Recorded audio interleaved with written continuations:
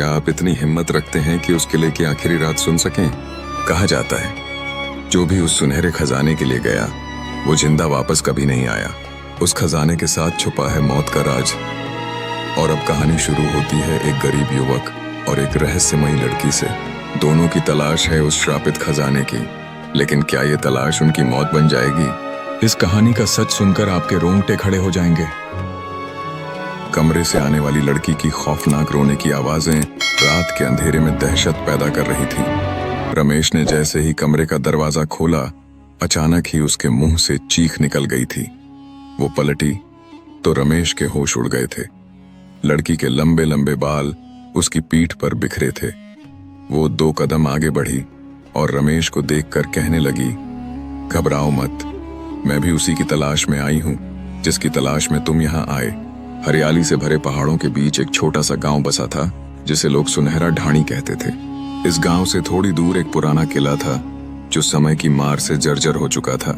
कहते थे कि इस किले में एक राजा रहता था जिसने अपनी सारी संपत्ति एक गुप्त कोठरी में छुपा दी थी, लेकिन एक रहस्यमयी ताकत ने उसे हमेशा के लिए बंधक बना लिया था। गांव के लोग इस किले से डरते थे क्योंकि रात के सन्नाटे में वहां से अजीब सी कराहने की आवाजें आती थीं। गांव में रहता था एक युवक रमेश, जिसका परिवार बहुत गरीब था। उसका बाप हरदयाल दिन रात खेतों में मेहनत करता था और माँ कमला गांव के घरों में काम करके परिवार चलाती थी। रमेश की एक छोटी बहन मीना थी जो पढ़ाई छोड़कर घर के कामों में हाथ बंटाती थी। रमेश 10वीं पास था, लेकिन नौकरी न मिलने से वह उदास रहता था। उसकी माँ बाप की चिंता थी कि मीना का रिश्ता कैसे होगा, क्योंकि उनके पास दहेज देने की औकात नहीं थी।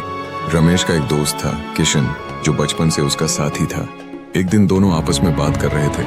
किशन ने कहा, काश हमें वो किले का खजाना मिल जाए तो हमारी जिंदगी बदल जाए।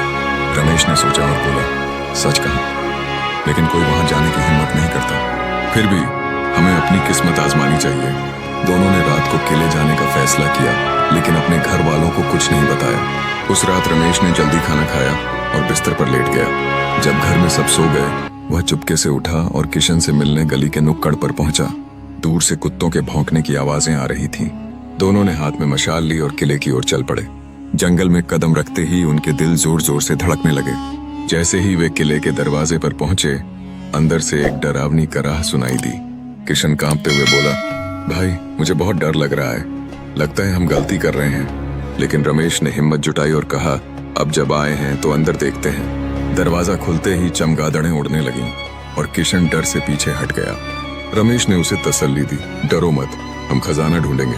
दोनों अंदर गए, लेकिन तभी ऊपर से एक रोने की आवाज आई। किशन घबराकर बोला, यह क्या है?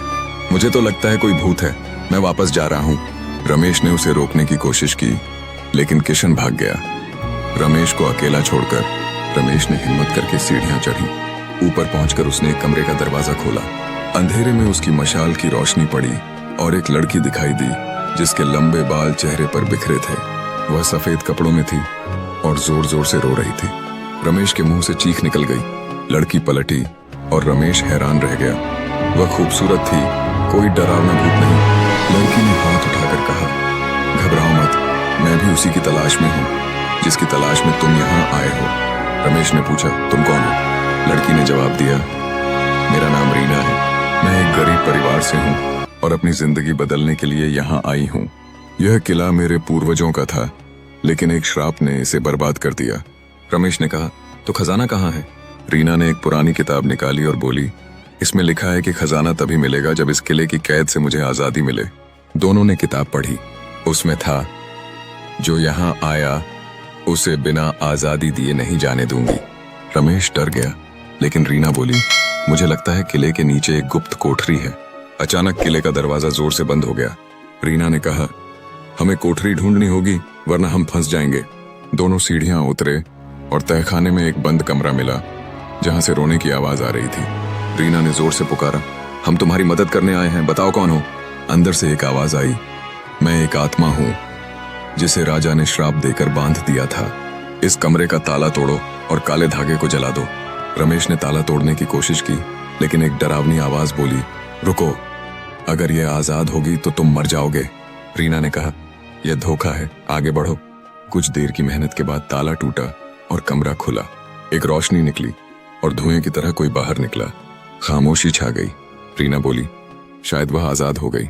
तभी पीछे से एक लड़की दिखी, लंबे बालों वाली, सफेद कपड़ों में। उसने कहा, मैं वही हूँ, 50 साल से कैद। मैं एक जिन्न थी जिसे राजा ने अपने खजाने की रक्षा के लिए बांधा। तुमने मुझे आजाद किया, धन्यवाद।